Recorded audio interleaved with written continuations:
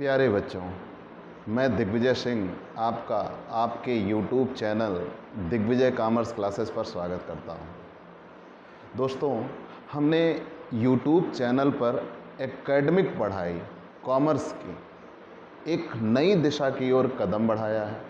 आपको competition exam के ढेरों विकल्प ऑनलाइन नेटवर्क पर मिल जाएंगे, लेकिन एकेडमिक पढ़ाई का सिस्टमेटिक ढंग से कोई एक विकल्प नहीं मिलेगा। उसके लिए आपके पास सबसे बेस्ट तरीका है दिग्विजय कॉमर्स क्लासेस। आप दिग्विजय कॉमर्स क्लासेस से जुड़िए, ज़्यादा से ज़्यादा लोगों को इससे जोड़िए। कॉमर्स के हर एक बच्चे के पास ये चैनल ज़रूर पहुँचे। आप इतनी पहुँच बनाइए, आप इसको टॉप लेवल पर लेके चलिए। बाकी पढ़ाई की चिंता आप मुझ पर छोड़ दीजिए। बेशक मान के चलिए, मैं आपको एक भी कंटेंट से रिलेटेड कोई भी प्रॉब्लम नहीं आने दूंगा। मैंने अपने पिछले वीडियोस में ढेर सारी चीज़ें आपको बता रखी हैं, लेकिन आज हम कुछ जादुई चीज़ें लेके आए हैं स्पेशल कॉरपोरेट अकाउंटिंग के लिए, या यूं कह लीजिए इशू ऑफ शेयर के लिए। चूँकि किताबें बदलती हैं, नाम बदलते हैं, टॉपिक वही रहता है। 12th में इसे अकाउंटिंग में दिया है, बीकॉम में इसे कॉरपोरेट अकाउंटिंग में दिया है, कहीं इसे कंपनी अकाउंटिंग में दिया है। मतलब ये कंटेंट वही है, इशू ऑफ शेयर।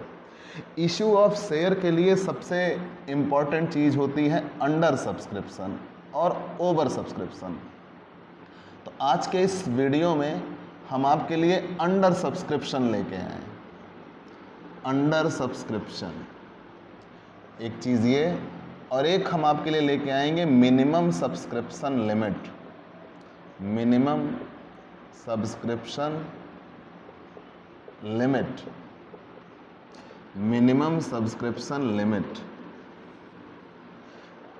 प्यारे बच्चों, पहले एक एक चीज़ जानते हैं, अंडर सब्सक्रिप्शन होती क्या है। क्लियरली आपको डिस्क्राइब करना चाहूँगा। जब कभी कंपनी जितने अंशों का निर्गमन करे, यदि आवेदक की संख्या उससे कम हो, मतलब जैसे हम ये कहें कि कंपनी ने 10,000 अंशों का निर्गमन किया, तो जब कंपनी ने 10,000 अंशों का निर्गमन किया, यदि कंपनी के पास अंश खरीदने के लिए जो एप्लीकेंट आते हैं, एप्लीकेशन मनी जिनके द्वारा दी जाती है, अगर वो 10,000 की संख्या से कम हैं, तो उसे मिनिमम सब्सक्रिप्शन कहा जाता है, अंडर सब्सक्रिप्शन कहा जाता है, न्यून विधान कहा जाता है। प्यारे बच्चों, समझ में आया? फिर से सुन लीजिए। जब कभी कोई कंपनी जितने अंशों का निर्गमन करती है, यदि आवेदक की संख्या उससे कम हो, मतलब जितने अंशों का निर्गमन किया गया है, नंबर ऑफ इश्यूड शेयर ज़्यादा है और नंबर ऑफ एप्लीकेंट कम, निर्गमित अंशों की संख्या से आवेदकों की संख्या कम होगी, तब उसे अंडर सब्सक्रिप्शन कहा जाएगा। और इस पे कुछ रूल एंड रेगुलेशन बनाए गए हैं, वो हम विधिवत आपको बताना चाहेंगे। मैंने आपको पहले परिभाषा दिया कि यदि कंपनी ने जितने अंशों का निर्गमन किया, आवेदक की संख्या उससे कम हो, तो number of issued share is more than from number of subscribed या एप्लीकेंट। तो यहाँ पे साफ तौर पर आपको ये लिखा कि जितने अंशों का निर्गमन किया गया, यदि आवेदक की संख्या उससे कम है, तो उसे न्यून विधान कहा जाता है।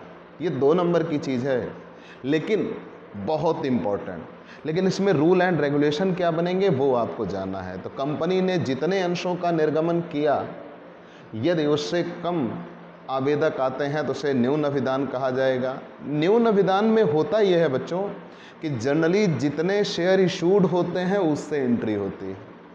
लेकिन जैसे मान लो हम कंपनी है, हमने 10,000 शेयर इशूड किया और ख़रीदने के लिए 9,000 लोगों ने पैसे दिए, एप्लीकेशन मनी दिया, तो मतलब इशूड शेयर हैं 10,000, लेकिन एप्लीकेशन मनी आई 9,000 की, तो एप्लीकेंट है 9,000। अब हम शेयर कितने को देंगे? जितने लोगों ने पैसे दिए हैं। मतलब हम कितने लोगों को शेयर देंगे? 9000 लोगों को। तो इस सिचुएशन में मैंने आपको बताया कि जब कभी नंबर ऑफ इश्यूड शेयर ज़्यादा हो और नंबर ऑफ एप्लीकेंट कम हो, तो जितने शेयर सब्सक्राइब होंगे केवल उतने से ही जर्नल प्रविष्टि की जाएगी। ठीक, जितने आवेदक होंगे उससे ही जर्नल प्रविष्टि की जाएगी, और जो आवेदक की संख्या कम होगी, जैसे मैंने भी यहाँ उदाहरण लिया 10,000 शेयर का निर्गमन किया, लेकिन जिसमें से केवल कितने आवेदक आए? 9000।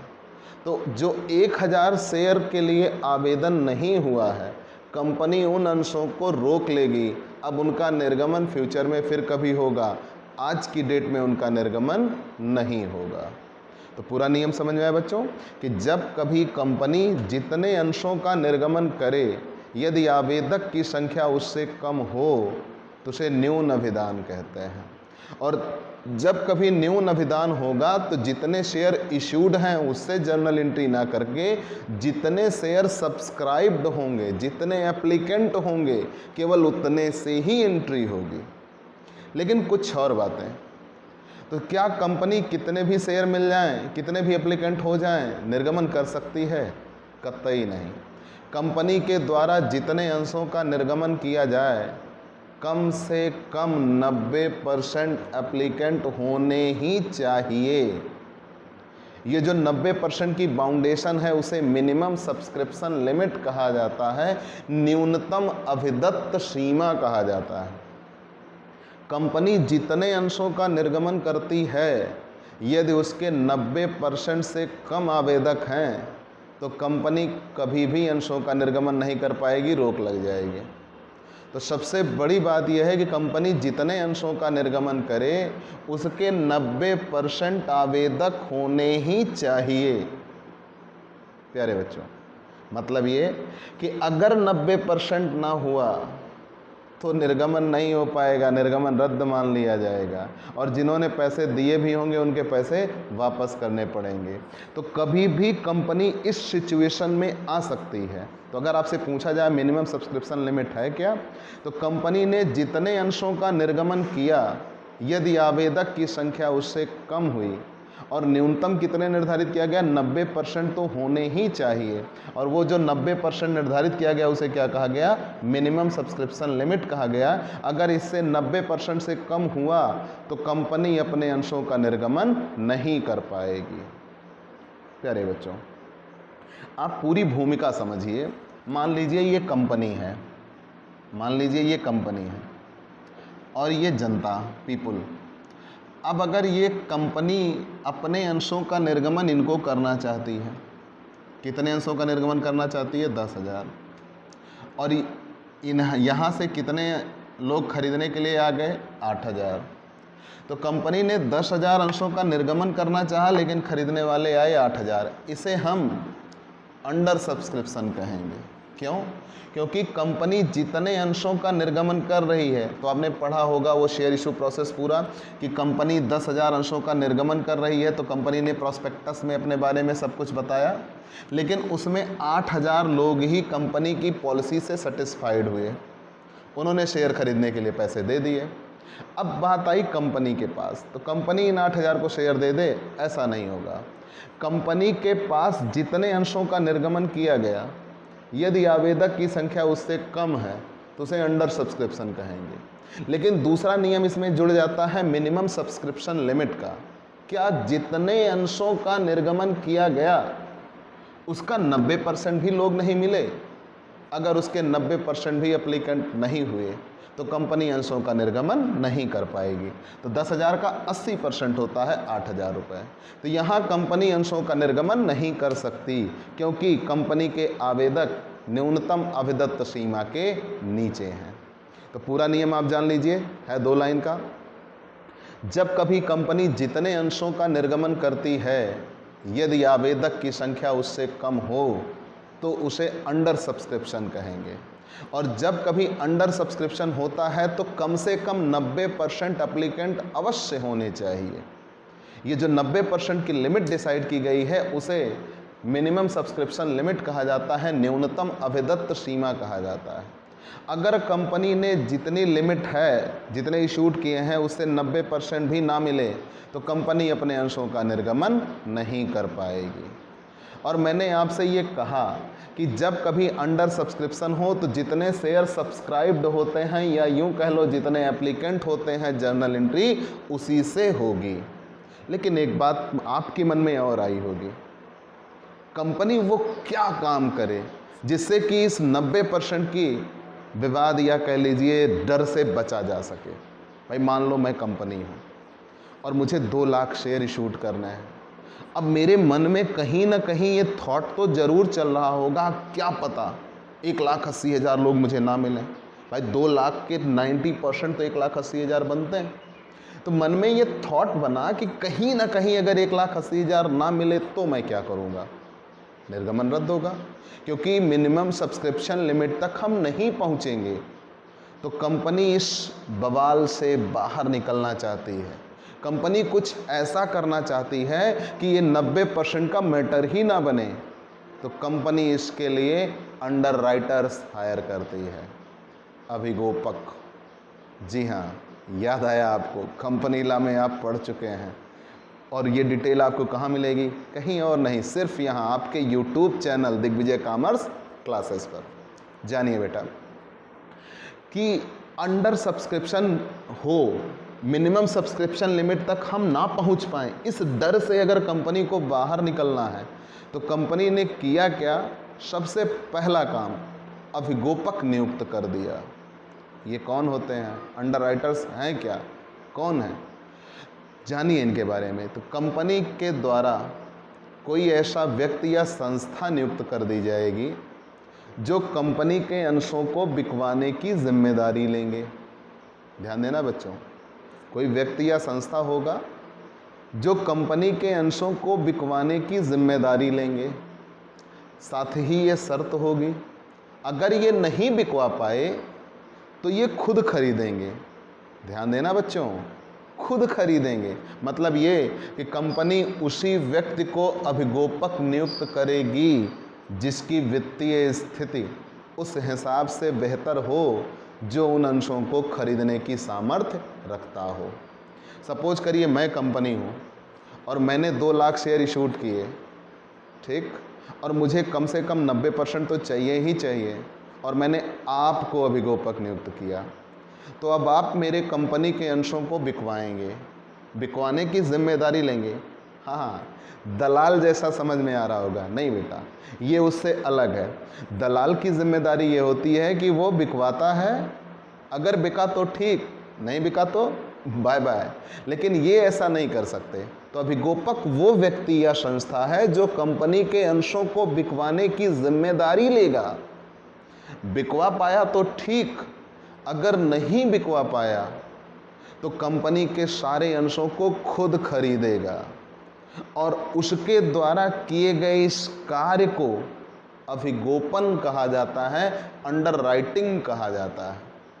और उसके बदले में कंपनी उसको कमीशन देती है, चाहे वो खुद से खरीदे चाहे किसी दूसरों को खरीदवाए, कंपनी उसके बदले में उसको कमीशन देती है और उस दिए जाने वाले कमीशन को अंडर राइटिंग कमीशन कहा जाता है। ठीक, अब प्रायः ये काम करेगा कौन? तो आज के इस कह लीजिए परिस्थिति में सबसे बड़ा कार्य अंडर राइटर का बैंकों के द्वारा किया जाता है।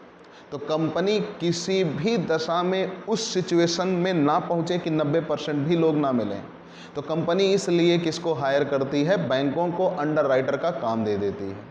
वो बैंक कंपनी के अंशों को बिकवाएंगे, उनकी जिम्मेदारी बनेगी, वो बिकवाएंगे, उस पर उनको कमीशन मिलेगा, और अगर वो नहीं बिकवा पाए तो खुद खरीदेंगे और उनकी सामर्थ्य भी होगी उन अंशों को खरीद पाने की। उसे ही अभिगोपक कहेंगे और अभिगोपक के द्वारा किए गए कार्य को अभिगोपन कहा जाता है। और अभिगोपन कार्य के बदले में उनको जो कमीशन मिलेगा उसे अभिगोपन कमीशन कहते हैं, अंडर राइटिंग कमीशन कहता है। ठीक बच्चों, तो आपको आज हमने इस वीडियोस में 3 बातें बताई। पहले तो अंडर सब्सक्रिप्शन है क्या, अंडर सब्सक्रिप्शन के बाद आपने मिनिमम सब्सक्रिप्शन लिमिट जाना, और मिनिमम सब्सक्रिप्शन लिमिट तक ना पहुँचें इसके लिए कंपनी विकल्प क्या बनाएगी, अभिगोपक नियुक्त करेगी और उन अभिगोपकों का काम ही होगा खुद अंश खरीदेंगे, अगर नहीं खरीद पाए तो